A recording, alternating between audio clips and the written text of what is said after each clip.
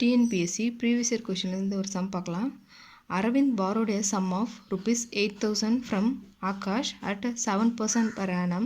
Find the interest and amount to be paid at the end of 2 years. அதாவது அரவிந்த் வந்து ஆகாஷ் கிட்டேருந்து rupees 8,000 வாங்கியிருக்காங்க, 7% வட்டியில் வாங்கியிருக்காங்க. அப்போது ஆஃப்டர் 2 இயர்ஸ்க்கு அவங்களுக்கு எவ்வளோ இன்ட்ரெஸ்ட் கொடுக்கணும், எவ்வளோ அமௌண்ட் அவங்க திருப்பி கொடுக்கணும் அப்படின்றதான் கொஷின் கேட்டிருக்காங்க.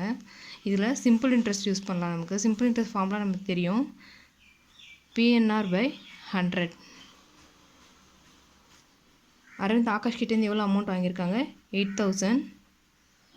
Number of years 2, rate of interest 7/100. So interest எவ்வளோ இருக்கும், 160 × 7, 0, 2, 4, 7, 7, 1120. Interest rupees 1120. ஸோ இங்கே என்ன கேட்டிருக்காங்க, ஃபைன் த இன்ட்ரெஸ்ட் அண்ட் அமௌண்ட்டும் கேட்டிருக்காங்க. இன்ட்ரெஸ்ட் எவ்வளோ, ருபீஸ் 1120.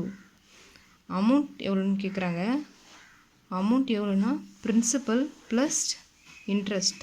பிரின்சிபல் எவ்வளோ, 8,000 plus 1,120. So amount to be paid வந்து 9,120.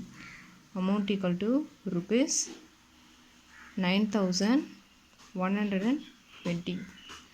இன்ட்ரெஸ்ட் 1,120.